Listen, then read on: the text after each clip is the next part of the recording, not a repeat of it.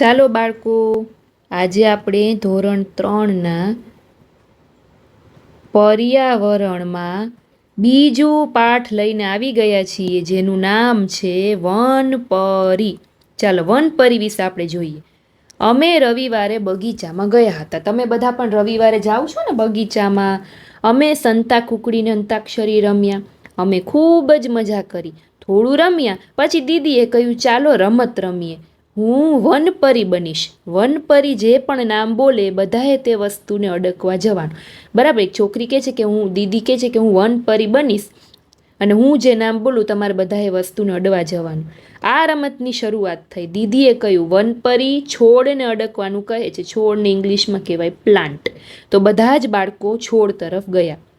અમુકે ગલગોટો પકડ્યો, શબનમે જાસ્મીનના છોડને સ્પર્શ કર્યો, માઇકલે મહેંદીના છોડને સ્પર્શ કર્યો, દયારામે લીમડાના વૃક્ષને પકડ્યો.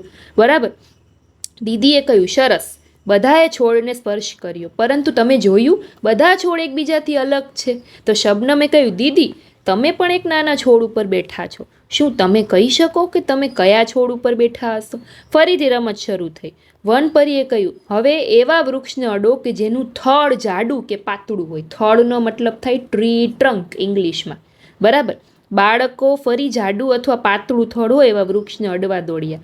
તમે ચિત્રમાં દર્શાવ્યા મુજબ જેનું થડ જાડું છે એવું વૃક્ષ જોયું છે? જો આનું થડ જાડું છે, આનું થડ પાતળું છે. બરાબર, માઇકલને આ રમત બહુ ગમી. એણે વિચાર્યું વનપરી કેટલી નસીબદાર છે, બધાને આદેશ આપી શકે છે.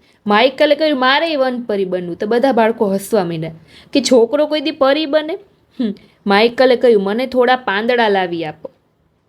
હવે એ બોલવા માંડ્યો, એ જેમ કે એમ કરવાનું.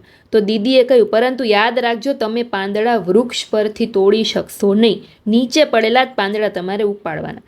હવે કયા કયા પાંદડા તોડેલા એના તમારે નામ લખવાના અહીંયા. બરાબર, અમુકે લીમડાના પાન તોડેલા હોય, અમુકે પીપળાના પાન તોડેલા હોય, બધાના નામ તમારે. અમુકે તુલસીનો છોડ હોય તો ત્યાંથી પાન તોડેલા હોય. બરાબર, શું બધા પાંદડાના રંગ, આકાર અને કિનાર સમાન છે? તમે જુઓ બધા પાંદડા અલગ અલગ છે, બધાના આકારો અલગ અલગ છે, બધાની કિનારીઓ અલગ અલગ છે, બધાના શેપ, કલર પણ અલગ અલગ છે. દયારામે કહ્યું કે હું આટલા બધા પ્રકારના પાંદડા વિશે તો જાણતો જ નહોતો. જુઓ કેટલાક ગોળ છે તો કેટલાક લાંબા છે અને કેટલાક તો ત્રિકોણ આકારના છે. અમુએ કહ્યું એમના રંગ પણ અલગ અલગ છે. કેટલાક ઘેરા લીલા કલરના છે તો કેટલાક આછા લીલા છે, કેટલાક પીળા, લાલ ને જાંબલી પણ છે. એક પાંદડું એવું છે કે જે લીલું છે પણ તેમાં સફેદ ડાઘ છે. પાંદડાઓની કિનારી પણ અલગ છે. કેટલાકની કિનારી સીધી છે તો કેટલાકની આડી અવળી છે. તો શબનમે કહ્યું કેટલાક પાંદડાઓની કિનારી તો કરવત જેવી છે. અમુ અને શબનમે સાથે બૂમ પાડી અમારે પણ વનપરી બનવું છે. દીદીએ કહ્યું આજે નહીં, હવે આવતા રવિવારે. હવે ઘરે જવાનો સમય થઈ ગયો છે. હવે તમારે અહીંયા લખવાનું છે કે બગીચામાં શું શું જોવા મળે છે. વૃક્ષો જોવા મળે છે, બરાબર, પછી છોડ જોવા મળે છે, બધું તમારે અહીંયા લખવાનું. પાંદડા અને ફૂલમાં તમારો મનપસંદ રંગ પૂરો. જો આ જે તમને પાંદડાને દેખાય છે ને ફૂલ, એ બધામાં તમારે રંગ પૂરવાનો સરસ મજાનો તમારી પાઠ્યપુસ્તકમાં. પાંદડા લીલા પીળા ગમતા કે પાંદડા મને ગમતા? પાંદડા તો જાંબલી રંગના જોયા કે પાંદડા મને ગમતા?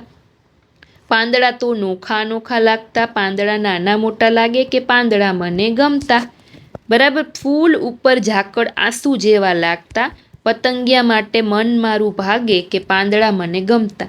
પાંદડાને ક્યાંક રૂંવાટી હોય છે, કેટલાક કાંટાળા પાંદડા હોય તો કેટલાક બરાબર પાંદડા મને ગમતા. અલગ અલગ જાતના પાંદડા હોય છે એમાં કહેવા માંગે છે.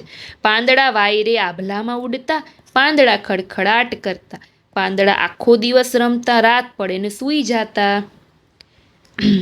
લીંબુ, આંબો, લીમડો, તુલસી, ફુદીનો, ધાણા જેવી વનસ્પતિના તમારે થોડાક પાન ભેગા કરવાના.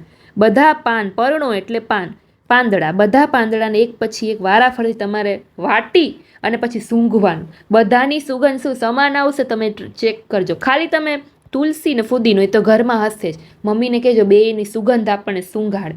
બેયની સુગંધ છે, સ્મેલ છે, અલગ અલગ હશે. તો તમે બધાની સુગંધથી ઓળખી શકો કયું પાંદડું છે, ટ્રાય કરજો.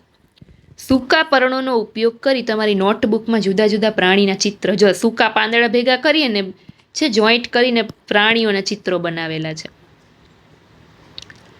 એક કાગળ અને મીણિયા રંગ અથવા પેન્સિલ કલર લો, પાંદડાને ટેબલ ઉપર અથવા જમીન ઉપર મૂકો. પછી પાંદડું એવી રીતે મૂકો કે એની નસ ઉપર તરફ રહે, જો આવી રીતે પાંદડા ઉપર. પછી કાગળ મૂકવાનો, મીણિયો રંગ અથવા પેન્સિલ કલર આ કાગળ ઉપર ધીમે ધીમે તમારે ઘસવાનું. કાગળ કે પાંદડું ખસી ન જાય એનું ધ્યાન રાખવાનું. આ જ રીતે વૃક્ષના થળની પણ તમે છાપ લઈ શકો, જો આવી રીતે છાપ પડી જાય પાંદડાની. કાગળ વૃક્ષના થળ ઉપર મૂકો, પછી મીણિયો રંગ અથવા પેન્સિલ કલર ઘસો અને પછી તમે થળની છાપ બનાવી શકશો છે. બધા જ વૃક્ષની છાલ સરખી હોય તો શું થાય? કયા વૃક્ષની છાલની છાપ ના પાડી શકાય? બરાબર. ચિત્ર જુઓ, ચિત્રમાં કઈ કઈ વસ્તુ પર ફૂલ અને પર્ણની ભાત દેખાય છે. જો બધી જગ્યાએ છે ફૂલ ને પાંદડાની ડિઝાઇનો કરેલી છે. અહીંયા પણ ફૂલની ડિઝાઇન છે, અહીંયા પણ ફૂલની ડિઝાઇન છે. ઘરમાં જે વસ્તુઓ પર પર્ણો અને ફૂલની છાપ હોય એમના તમારે નામ લખવાના. તમે જ્યાં એવી ડિઝાઇન જુઓ, જેમ કે મમ્મીની સાડીમાં હોય અથવા તો બારી બારણાના પડદામાં હોય, એ બધું તમારે લખવાનું. તમે જોયેલા કેટલાક વૃક્ષો, ધારો કે તમે લીમડો જોયો છે તો લીમડો લખવાનું, તમે પીપળો જોયો છે તો પીપળો લખવાનું, તમે આંબો જોયો છે તો આંબો લખવાનું. વૃક્ષના નામ તમારે લખવાના. તમે વડલો જોયો છે તો વડલો લખવાનું. શું કોઈ એવો છોડ છે કે જે વિશે તમે સાંભળ્યું છે પણ જોયો નથી, તો એવા છોડના નામ તમે અહીંયા લખી શકો. બરાબર. તમારું મિત્ર વૃક્ષ કયું છે? તમે તેનું નામ ન જાણતા હોય તો કોઈ વડીલને પૂછો. શું તમે તમારા મિત્ર વૃક્ષને કોઈ ખાસ નામ આપવાનું પસંદ કરશો? તમે તમારા મિત્ર વૃક્ષને શું નામ આપશો? મિત્ર વૃક્ષ એટલે તમારી શાળા અથવા ઘરની નજીકમાં કોઈ વૃક્ષ હોય એનું નામ તમારે લખવાનું. બરાબર. હવે એ તમારી ઘરની અથવા શાળાની નજીક જે વૃક્ષ તમને દેખાય એ તમારે અહીંયા ડ્રો કરીને એમાં સરસ મજાના કલર પૂરવાના. બરાબર. બસ આવું નાનકડું એવું ચેપ્ટર હતું, પાઠ હતો, વૃક્ષો વિશે હતો, પાંદડાઓ વિશે. મજા આવીને ભણવાની. તો ફરી પાછા આપણે ત્રીજા પાઠમાં મળીશું. ત્યાં સુધી ત્રીજા ધોરણના બાળકો તમારા મિત્રોને આ વિડીયો શેર કરજો. ફરી પાછો આપણે પર્યાવરણનો ત્રીજો પાઠ લઈને હું આવીશ. ત્યાં સુધી બાય બાય છોકરાઓ.